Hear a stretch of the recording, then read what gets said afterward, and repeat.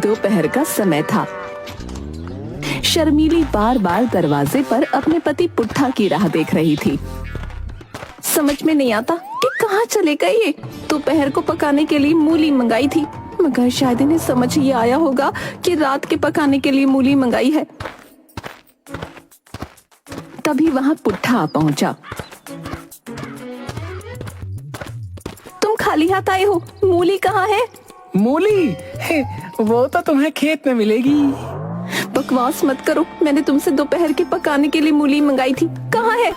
झूठ मत बोलो शर्मीली, तुमने ही तो मुझसे कहा कि जाओ थोड़ा सा टहल कर आओ।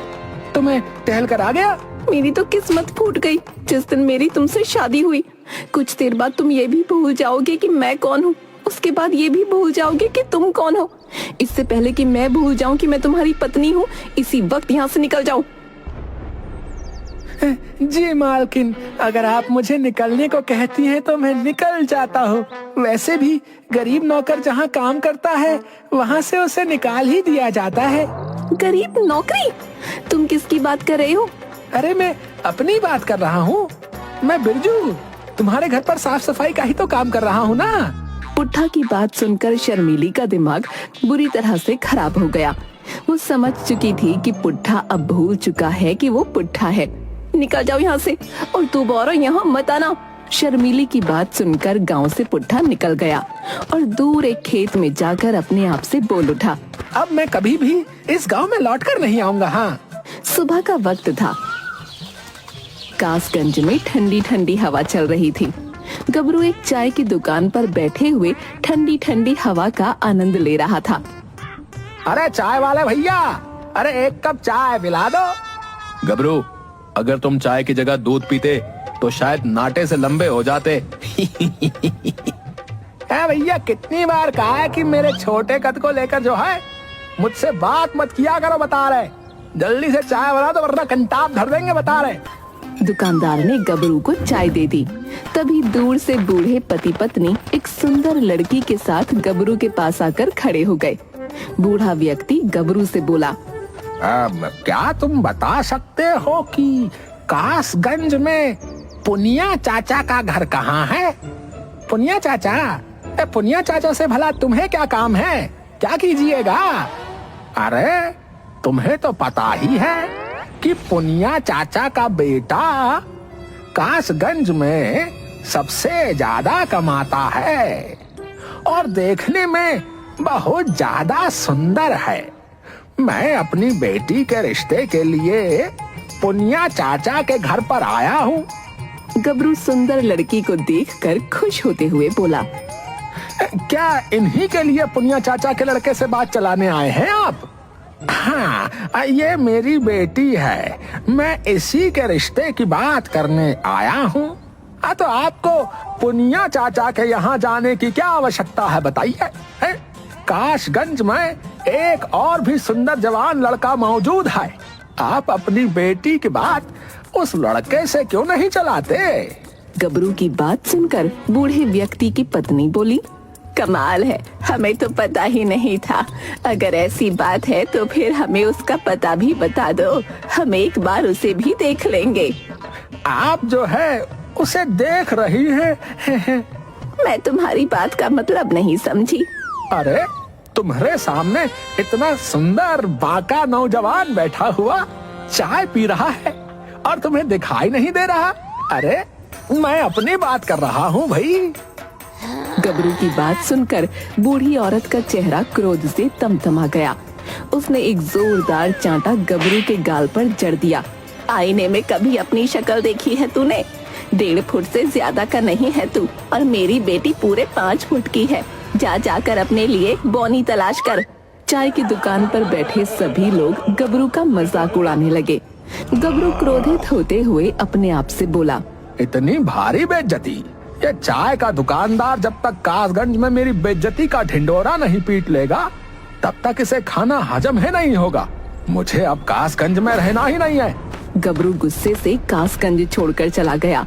गबरू गुस्सा होकर काफी दूर निकल आया। तभी उसका पैर किसी के पैर से टकरा गया। गबरू गिर गया। अरे कौन है यहाँ पर जो सड़क को चारपाई समझ कर सो रहा है? सड़क पर पुट्ठा सो रहा था, जो कि गबरू की आवाज सुनकर उठकर गबरू को देखने लगा। अरे क्या देख रहा है? वो तो अच्छा हुआ कि मैं निकल रहा था। अगर कहीं ट्रक निकल रहा होता तो तेरा तो राम नाम सत्य हो जाता भैया। मुझे माफ कर दो शर्मिली, गलती मेरी ही थी। अरे भैया, कहीं तू पगला तो नहीं गया है? मैं तुझे किस एंगल से शर्मीली दिखाई देता हूँ रे? ऐसा मत कहो शर्मिली, तुम तो मेरी पत्नी हो। भैया, पत्नी और मैं? अरे तेरा दिमाग खसक गया है क्या? है? कासगंज में वैसे भी सब मुझे नाटा नाटा कहकर चिढ़ाते हैं और तू भी मुझे अपनी पत्नी बता रहा है। इतना कहकर गबरू ने एक जोरदार चांटा पुट्ठा के जड़ दिया। पुट्ठा की याददाश्त वापस आ गई। कौन हो तुम? अब मैं जो हूँ सो हूँ, लेकिन तू कौन है जानता है? तू सड़क पर सो रहा था रे? क्या सड़क पर सो रहा था? तुम्हारा बहुत बहुत शुक्रिया भाई कि तुमने मुझे उठा दिया। अगर कोई वाहन आ रहा होता तो मेरा तो राम नाम सत्य हो जाता। तुम्हारे चेहरे पर उदासी झलक रही है। लगता है तुम भी जमाने के सताए हुए हो। अब तुम्हें क्या ही बताऊं, मैं कभी कभी कुछ बातें भूल जाता हूँ। बस इसी बात से नाराज होकर मेरी पत्नी ने मुझे घर से बाहर निकाल दिया भाई। मेरे कद को लेकर मेरे गांव वाले मेरा मजाक उड़ाते रहते हैं। मैं भी अपना गांव छोड़कर आ गया हूँ। आज से हम दोनों दोस्त हुए।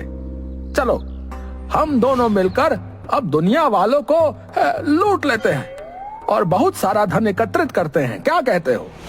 पुट्ठा और गबरू दोनों मिलकर एक दूसरे गांव की तरफ चल पड़े।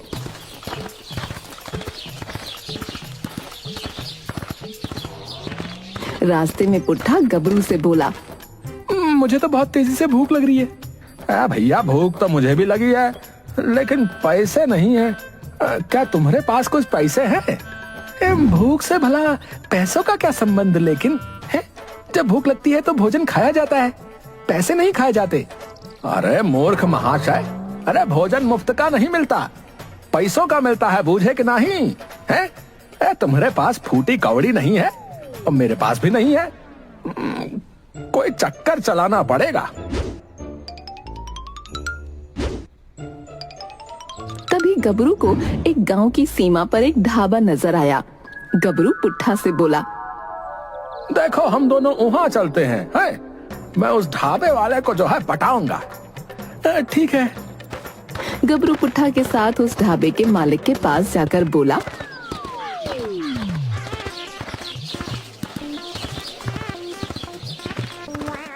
हम 2 दिन से भूखे हैं, गरीब मजदूर हैं, हमारे पास खाने के लिए पैसा नहीं है और हमें बहुत तेजी से भूख लगी है। ढाबे का मालिक पुट्ठा की ओर देखकर बोला, लेकिन ये तो बहुत अट्टा कट्टा लगता है। अरे ये मेरा बड़ा भाई है, बेचारा पागल है, इसकी जिम्मेदारी का बोझ भी मुझ पर ही है।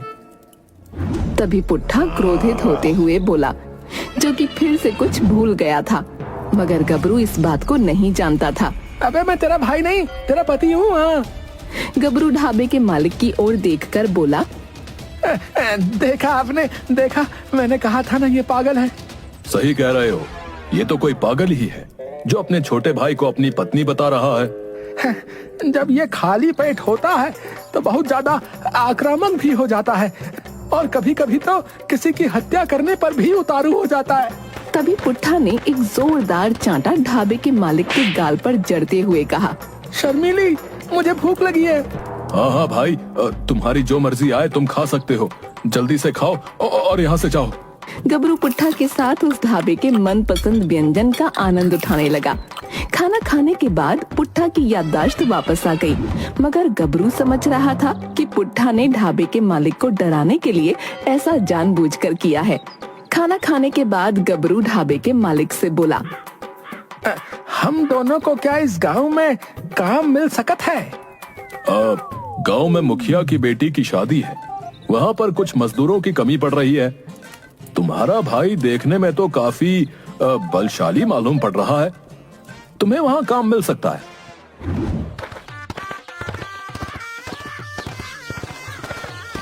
गबरू पुट्ठा को लेकर मुखिया के घर जाकर मुखिया से बोला, हम दोनों भाई दूसरे गांव से जो है आए हैं, हमरे पास पैसे खत्म हो गए हैं, क्या हमें कोई काम मिल सकत है?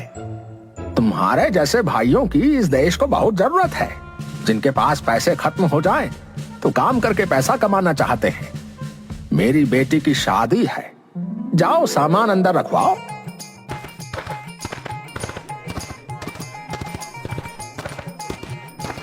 गबरू पुट्ठा के साथ शादी का सामान अंदर और बाहर ले जाने का काम करने लगा। काम करते हुए गबरू पुट्ठा से बोला, वैसे मैंने तुम्हें ढाबे के बाहर खामोश रहने के लिए कहा था, लेकिन तुमने ऐन मौके पर कैसे पागलपन की एक्टिंग की। एक बार को मैं भी दंग रह गया। कैसा पागलपन?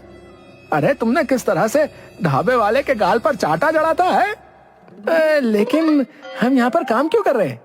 सुनो मेरी बात ध्यान से। हाँ, ये गांव के मुखिया की बेटी की शादी है। शादी वाले घर में बहुत सारे सोने के जेवर भी होंगे। सोने के जेवर कहाँ रखे हैं मैं ये जानने की पूरी कोशिश करूंगा, इसीलिए मैंने यहाँ पर काम करने का नाटक किया है। तो क्या तुम सोने के जेवर भी पहनते हो? अरे मूर्ख पहलवान है, अरे भुलक्कड़ कहीं के। अरे हम सोने के जेवर चोरी करेंगे और यहाँ से रफू चक्कर हो जाएंगे और शहर में बेचकर आधी आधी रकम बांट लेंगे। उसके बाद तुम अपने रास्ते और हम अपने रास्ते। शाम को गबरू मुखिया के पास जाकर आ गया। अब तुमने वाकई बहुत मेहनत से काम किया है। ये लो तुम्हारे और तुम्हारे भाई के पैसे। गबरू पैसे लेकर पुट्ठा के साथ बाहर निकल आया और बोला, मैंने वो कमरा देख लिया है जहाँ पर सोने के जेवरात रखे हुए हैं। हम दोनों रात में चुपके से जो है घर के अंदर घुस जाएंगे। तुम कमरे में रखे हुए जेवरों को चुरा लेना और मैं बाहर नजर रखूंगा कि कोई आ तो नहीं रहा है। कुछ देर बाद रात हो गई और सन्नाटा फैल गया। गबरू पुट्ठा की मदद से दीवार के सहारे मुखिया की छत पर चढ़ गया। अरे वो सामने तीसरे वाले कमरे में सोने के जेवर रखे हुए हैं। कमरा खुला हुआ है, जाओ जाकर सोने के जेवरों को ले आओ। लेकिन तुम मुझे कहाँ मिलोगे? अरे मैं इस घर का मुख्य दरवाजा आहिस्ता से खोल देता हूँ। जल्दी से तुम सोना लेकर आओ, मैं दरवाजे के बाहर ही खड़ा हूँ। दरवाजा इसलिए खोल दे रहा हूँ ताकि अगर जरा से भी खतरा महसूस हो तो हमें भागने में आसानी हो जाए। भैया, अगर तुम्हें आने में थोड़ी देर हो गई तो मैं तुम्हें चेतावनी देने के लिए धीमी आवाज में सीटी बजाऊंगा। तुम समझ जाना कि तुम्हें काम खत्म करके जल्दी आना है। पुट्ठा उस कमरे में घुस गया और सारे जेवर एक थैली में भर लिए, मगर अचानक पुट्ठा सब कुछ भूल गया। मैं यहाँ पर क्या कर रहा हूँ? ये शर्मिली भी ना रात के समय पता नहीं मुझे क्या क्या काम करवाती रहती है। अब देखो ना, शर्मिली ने मुझे इस कमरे में भेज दिया जिस कमरे में मैं कभी आया ही नहीं। इतना बोलकर पुट्ठा कमरे से बाहर जाकर इधर उधर देखने लगा। तभी उसकी नजर चारपाई पर पड़ी। मुखिया खर्राटे लेकर सो रहा था। शर्मिली भी कितनी बड़ी कामचोर है? मुझे काम पर लगाकर खुद खर्राटे लेकर सो रही है। आज मैं इसे सबक सिखा कर आऊंगा। इतना बोलकर पुट्ठा ने एक जोरदार लात मुखिया को मारी। मुखिया बिलबिलाता हुआ उठ गया और पुट्ठा को गौर से देखने लगा। शर्मिली, तुम मुझसे काम करवा रही हो और यहाँ बैठकर आराम से सो रही हो। तुम यहाँ पर क्या कर रहे हो भाई? हैं? और ये तुम्हारे हाथ में क्या है? शर्मिली, तुम पागल हो गई हो क्या? ये मेरा घर है और तुम मुझसे ही पूछ रही हो कि मैं यहाँ पर क्या कर रहा हूँ। तभी पुट्ठा के कानों में गबरू की सीटी की आवाज टकराई। सीटी की आवाज सुनकर पुट्ठा की याददाश्त फिर से चली गई, मगर अब उसे मुखिया के चेहरे में गबरू की शक्ल नजर आने लगी। पुट्ठा धीमी आवाज में बोला, तुमने जैसा कहा था मैंने वैसे ही जेवर चुरा लिए हैं। चलो अब जल्दी से शहर चलते हैं और इन जेवरों को बेच देते हैं और आधी आधी रकम बांट लेते हैं। लेकिन तुम यहाँ चारपाई पर क्यों लेटे हुए हो? तुमने तो कहा था कि तुम दरवाजे के बाहर मिलोगे। पुट्ठा की बात सुनकर मुखिया समझ गया कि सारा माजरा क्या है। मुखिया जोर जोर से अपने आदमियों को आवाज लगाने लगा। अरे कलवा, बलिया, भीमा, अरे कहाँ मर गए तुम सबके सब? जल्दी आओ यहाँ। मुखिया की आवाज सुनकर मुखिया के पाले हुए तीनों पहलवान वहाँ आ गए। जाओ बाहर दरवाजे पर पहले इसके साथी को पकड़ कर लेकर आओ। वो तीनों तुरंत गबरू को पकड़ कर ले आए। छोड़ो मुझे, मैंने क्या किया है? जैसे ही गबरू की नजर पुट्ठा पर पड़ी, गबरू को तो जैसे सांप सूंघ गया। शर्मिली, तुम्हें ये सारे लोग पकड़े हुए क्यों हैं? अबे मूर्ख भुलक्कड़, हैं? मेरी सबसे बड़ी गलती थी कि मैंने तुझे अपना साथी बनाया। तूने तो मेरा सत्यानाश कर दिया। अरे देखते क्या हो, इन दोनों को मार मार कर भरता बना दो। तीनों पहलवान गबरू और पुट्ठा को बुरी तरह पीटने लगे। देखते ही देखते गांव वाले भी जमा हो गए। उन सभी लोगों ने पुट्ठा और गबरू को बुरी तरह से धोया। पुट्ठा की याददाश्त बिल्कुल दुरुस्त हो गई। पुट्ठा और गबरू बहुत तेजी से वहां से भागते हुए एक खेत में जाकर बैठ गए। आज तो मिल गया है, आज के बाद मत मिलना भुलक्कड़ कहीं के। अब मेरी समझ में आ रहा है कि ढाबे पर जो तूने ढाबे वाले को चाटा मारा था तो तू सच में भूल गया था। मैं भी कितना बड़ा बेवकूफ हूँ जो खुद को इतना बड़ा चालाक बनता हूँ। मैं ये भी नहीं समझ पाया कि जो आदमी रोड पर सो रहा हो वो दुनिया का सबसे बड़ा भुलक्कड़ होगा। इतना बोलकर गबरू कासगंज की ओर चला गया और पुट्ठा अपने घर की तरफ चल पड़ा।